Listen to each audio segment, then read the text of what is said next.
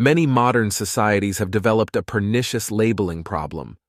Certainly, labeling is helpful in many instances, for it's a byproduct of our social evolution, serving a sensical purpose of categorizing and making sense of the world around us. But in recent decades, we've over-indexed on labeling. Here are just a few that dominate today's pop culture: conservative, liberal, progressive, woke, introvert, extrovert, gender fluid, intersex, pangender, sapiosexual, upper class, lower class, refugee, asylum seeker, politician, dictator, populist, communist, socialist, capitalist, entrepreneur, intrapreneur, influencer, activist, boomer, millennial, homeless, feminist. You can describe yourself however you want, and that's fine by me. I'm not here to talk anyone out of their ideas or beliefs about the world or themselves, but having a buffet of labels to indulge in causes tremendous confusion and thus endless conflict. And extremists of all kinds from all political corners use labels to wage wars, hot wars, cold wars, gaslighting, disinformation, liberal violence, you name it. By separating people based on their labels, either those they give themselves or ones that others give them, we create deep, extensive division. As one psychology professor aptly said, labels are for good, not people.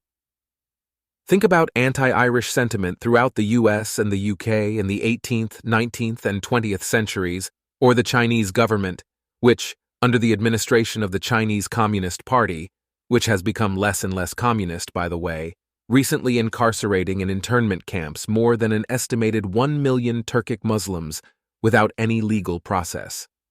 Today, there are nearly 7 million Palestinian refugees around the world. That's because, in 1982, the UN Relief and Works Agency for Palestine Refugees, which to this day remains the world's only refugee agency dedicated to a specific population, expanded the label of a Palestinian refugee to include every generation of descendants. In other words, even the great-grandchild of a refugee is also considered a refugee. In the United States, many people protested COVID quarantine measures under the claim that these measures would lead the country into communism, but I'd be willing to bet that most of these people don't even know what communism is. The same way that thousands of people demonstrating in support of Palestine, shouting, "From the river to the sea, Palestine will be free," can't even tell you the actual names of this aforementioned river and sea. During the 1960s, labeling theory was created by sociologists who posited that self-identity and the behavior of individuals are often determined or influenced by the terms used to describe or classify them. It is associated with the concepts of self-fulfilling prophecy, stereotyping, and stigma, a powerfully negative label that changes a person's self-concept and social identity. Labeling theory is closely related to attributional bias, a psychological prejudice that refers to the systematic errors made when people evaluate or try to find reasons for their own and others' behaviors, often leading to perceptual distortions, inaccurate assessments, or illogical interpretations of events and behaviors. For example, many people, particularly in the West, try to wrap their heads around why Hamas and other Palestinian terrorists did what they did on October 7th. You know, beheading babies, sadism and rape, burning whole families to death, mutilation, and so forth. But there is no wrapping your head around it, because to do so would mean to change your definition of human nature. In other words, we can only understand the realities of others if we agree with their interpretation of human nature. Hamas, Hezbollah, and other Islamic-inspired militias think that using women, children, and the elderly as human shields somehow deepens their service to Allah. You and I probably don't, and thus we disagree with their definition of human nature. But when we ignore or are unaware of the systematic errors we make when trying to evaluate or find reasons for others' behaviors, we lead ourselves down a dangerous path. This is why the West, despite its valiant attempts, has never been able to broker true, lasting peace between the Israelis and Palestinians. For the West, the problem is perceived as political and territorial. To some Palestinians, this is the case, but for Hamas, Palestinian Islamic Jihad, Hezbollah, their supporters, and their chief sponsor, the Islamic Republic of Iran, it is primarily religious, and at its heart, is the annihilationist fantasy of ending the Jewish state by killing as many Jews as possible. Thus, there is no real solution to the Israeli-Palestinian conflict, as long as both sides don't agree on the nature of the problem, and pushing for one only creates more bloodshed. Labeling theory is also closely related to symbolic interactionism, another sociological theory that helps develop a frame of reference to better understand how individuals interact with one another to create symbolic worlds, and in return, how these worlds shape individual behaviors. Most symbolic interactionists believe a physical reality does indeed exist by an individual's social definitions, and that social definitions do emerge in part or in relation to something real. People thus do not respond to this reality directly, but rather to the social understanding of reality. For example, Palestinians started incorporating Islam into their political rhetoric and adding jihad to their agenda, predominantly in the 1980s and 1990s, in the names of liberation and resistance. But liberation from what and resistance to whom? To their impoverished environment that is largely perpetuated by Palestinian politicians and so-called leaders, yet is twisted by propaganda into blaming Israel for the Palestinians' plight. Thus, the more that Palestinians experience impoverishment in their day-to-day lives, the social understanding of their reality, the more they want to take out their suffering, frustrations, and miseries on Israel. In the 19th century, renowned sociologist Emil Durkheim stated that crime was not as much grounded in the fact that a law was broken, but that society was upset by the crime. That is, the crime defied norms that people should respect.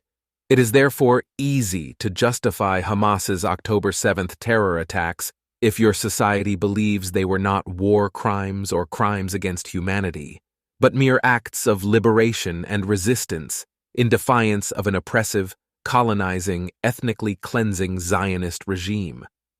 Or if your religion encourages and commends the killing of Jews. Or if you're an anti-Semite and despise Jews for no good reason. About 35 years ago, Professor Bruce Link and his colleagues conducted several studies which advanced a modified labeling theory. It indicates that, among other consequences, expectations of labeling can have a large negative effect. For example, when we label the Palestinians as Palestinians, we assume that they are one people, and we expect them to have a shared goal of self-sovereignty, just like any other so-called ethnic group of people. But this has never been their case, and it is why historically, before there were checkpoints and separation walls and tons of Israeli settlements in Judea and Samaria, also known as the West Bank, the Palestinians amongst themselves have never been able to agree on the constructs of a two-state solution. Again, pushing for a two-state solution at this juncture will only create more friction.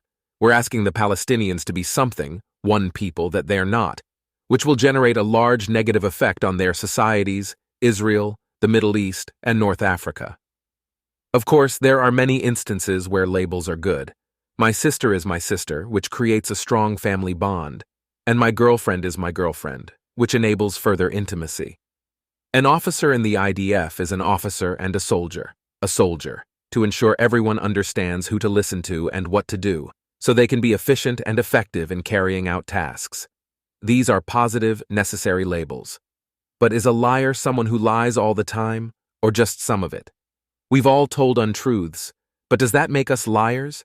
For comparison, a mammal is a type of animal with a set of characteristics that can be objectively assessed based upon an agreed set of criteria. A lie is a deliberate untruth, but it could be hard to demonstrate intent. The point is, labeling someone a liar is likely to do more harm than labeling an animal a mammal. Many people take great satisfaction in being labeled with a group of people who are of a similar faith, historical lineage, culture, nationality, shared experiences, or collective identities. Such is the case in the Jewish world, where labels also run amok. Orthodox, Reform, Reconstructionist, Israeli Jew, Jewish Israeli, Zionist, anti-Zionist, religious nationalist, Ashkenazi, Sephardic, Mizrahi, culturally Jewish, Jewish, just to name a few. There's no shame in being proud of who you are or what you aspire to be, but there's a fine line between genuine pride and projecting our subjective interpretation of the world, with the presumption that our subjective interpretation is similar to those we're communicating with. For example, many people repeatedly say something to the effect of, "We're all just humans, and we all want to live in peace and quiet." To some of us, peace and quiet is obvious, and being human is simply to be a good person. But to assume that all 8 billion people in the world embrace the same definition of being a good person, or that we all agree on the conditions and precedents for peace and quiet, is wishful thinking at best and pure naivety at worst. And it's this type of wishful thinking or pure naivety that actually makes our world less, not more, peaceful and quiet. I could argue that we should get rid of all these labels, but that's an improbable cause. The more realistic, more achievable aim is to do a better job of communicating the labels we give ourselves and others. Otherwise, labels are a barrier to understanding each other, and thus having empathy and sympathy. And they only produce more intellectually lazy, stubborn, and close-minded societies. If we want to improve the way we communicate, we can either use fewer labels, or we can ask others what they mean by the labels they use, and we can define the ones we use as well. If we want to improve our knowledge of the world, we can consume and share less label-infested media. And if we truly aspire to be positive members of society in 2024, through the continuous deployment of critical thinking and self-reflection, perhaps modifying our use and deepening our understanding of labels is a good place to start.